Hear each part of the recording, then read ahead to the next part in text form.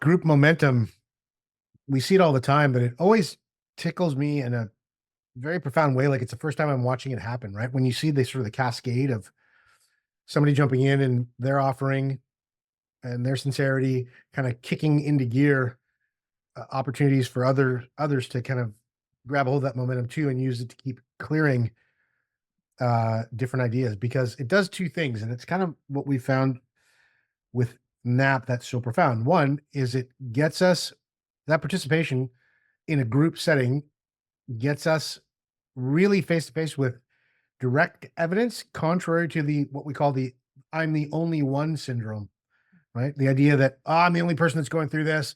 I'm the only person that's scared of this. I'm the only one that's having trouble with this. No one else is going to get it. No one else has this fear. No one else is going to understand it. And therefore, our ego uses that to shame us into making sure that we stay small and stay silent, right? So it's really cool when you watch that cascade effect of momentum occur in a group setting where people, you start seeing the permission kind of unleash itself and unlock itself. We're like, oh, wow, I'm not the only one. The other thing that I find in my work with NAP and watching people work with NAP is it gets us back in touch with what I'm going to call uh, the power of a little bit better, right? Increments, just changing things in increments, right? Especially when we're facing something that feels like this big monolithic, like all-encompassing problem. Okay, we don't think that any change in our feeling, even if it's in the right direction, but is a little bit better, is going to be enough to sustain us or take us all the way to the other side of that thing. We feel like, oh, if it's a big problem, we got to have this big, massive, complex solution to meet it. Right? But one of the things that I watch in terms of the beauty of how NAP works is that the power of a little bit better, incrementally, when you can improve something or you can shift something, it's not necessarily the quantitative amount that you move that thing. It's that you experience on a level that's undeniable. But hey, I feel a little bit better than I did before. And what that starts to do is kind of ground us in a very kind of practical confidence, which is like, oh, wait a second. So, okay, let me do the math. I did this thing and I felt a little bit better about this thing that I thought was absolutely impossible to feel better about. Gosh, what happens if I do that thing again?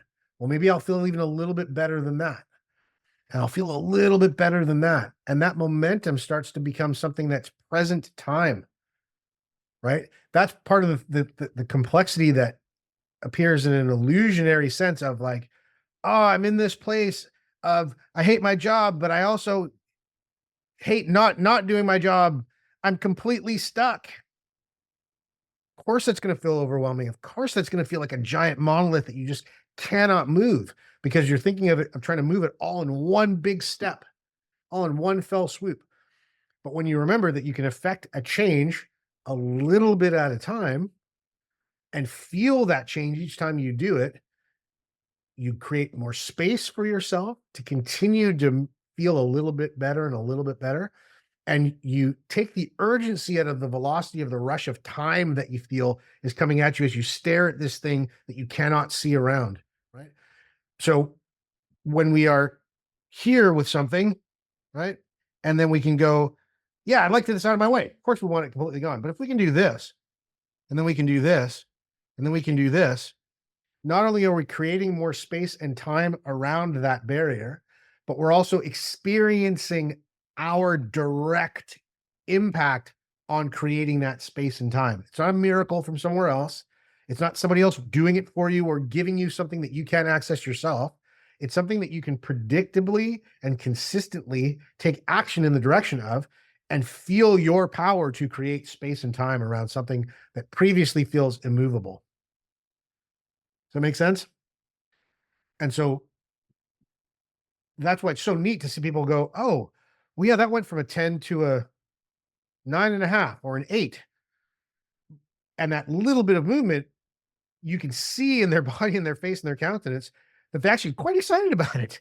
Whereas from the standpoint before we applied NAP to it, it's like, oh God, it's at 1,000. And if I don't, provide enough effort to move it at 1,100, that's just going to be there forever. Kind of puts you back in present time. Right? And from present time, when you're grounded, you can see things with both eyes that you cannot see when you're stuck in the past on something or you're in fear and anxiety of the future? So I'm like a 0 to 100, 100 to 0 kind of person. If we're gonna do it, like, let's just do it all. And there is certainly a place for that, and there is certainly an efficacy in that. And sometimes that's the thing, and sometimes that's how it goes. And sometimes part of the reason that the little bit of the time works is can you I need a demonstration of Back stress. on each other. Woo, you're awesome. You're awesome too.